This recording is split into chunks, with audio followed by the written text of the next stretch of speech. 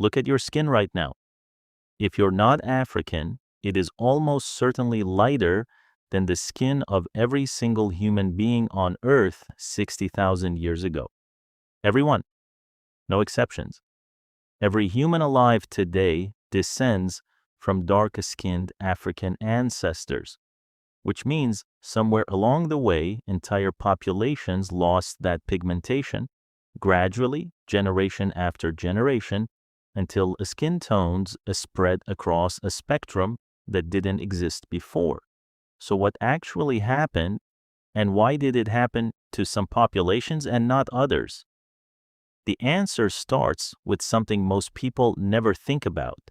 Sunlight is not just light, it's radiation, and it does two completely different things to your body depending on how much of it you get. Dark skin evolved first and for a very specific reason. Near the equator, intense ultraviolet radiation constantly threatens to damage a critical nutrient called folate, essential for healthy reproduction and fetal development. Melanin, the pigment responsible for dark skin, acts as a natural shield, blocking excess UV radiation before it can cause that damage. For early humans living under the harsh equatorial sun, dark skin wasn't just an appearance, it was survival, protecting fertility itself. But then, tens of thousands of years ago, some populations began moving away from the equator into regions with dramatically weaker sunlight, and that created an entirely different problem. The same UV radiation that threatened folate near the equator was also responsible for something else entirely, triggering vitamin D production in the skin. Vitamin D isn't optional.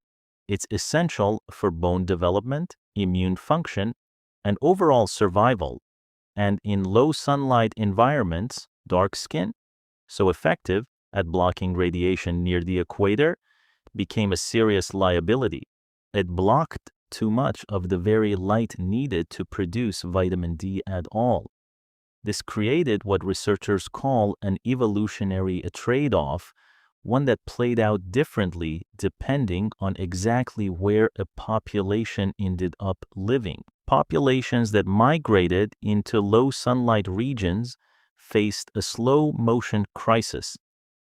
Individuals with slightly lighter skin, allowing just enough UV penetration to produce sufficient vitamin D, had a survival and reproductive advantage over those who remained darker in those specific environments. Over many generations, that a small advantage compounded. Lighter-skinned individuals were more likely to survive childhood, more likely to reproduce successfully, more likely to pass that trait forward. This is natural selection acting with brutal, patient precision, favoring whatever skin tone matched the specific sunlight available in each specific region. This explains something remarkable. Skin color didn't just lighten in one place, it evolved independently multiple times in different populations, all converging on the same basic solution to the same basic problem: more melanin near the equator, less melanin farther from it. Populations in far northern regions with the weakest sunlight and diets that sometimes lacked vitamin D-rich foods experienced the strongest selective pressure toward very light skin. Populations closer to the equator, even outside Africa, often retained darker pigmentation because the intense sunlight there still demanded that same folate protection. This wasn't a single dramatic event. It was thousands of years of incremental change, invisible generation to generation, only becoming obvious when you compare populations separated by tens of thousands of years and thousands of miles. Genetic research has identified a specific gene variants responsible for these pigmentation changes, and remarkably, some of these variants appear to have emerged relatively recently in evolutionary terms, potentially within just the last several thousand years, faster than many researchers originally expected. This means the skin tone spectrum you see across humanity today isn't some ancient fixed feature of different populations. It's a relatively recent ongoing adaptation, a direct fingerprint of exactly where your ancestors lived, how much sunlight they received, and what their bodies needed to survive in that specific place.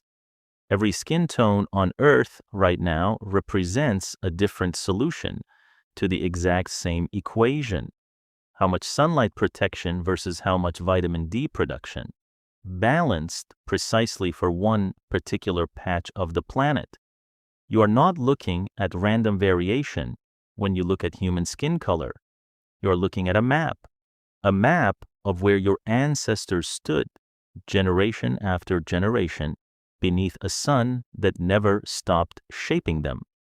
Subscribe for more deep dives into ancient human survival, prehistory, and the science behind how we really lived.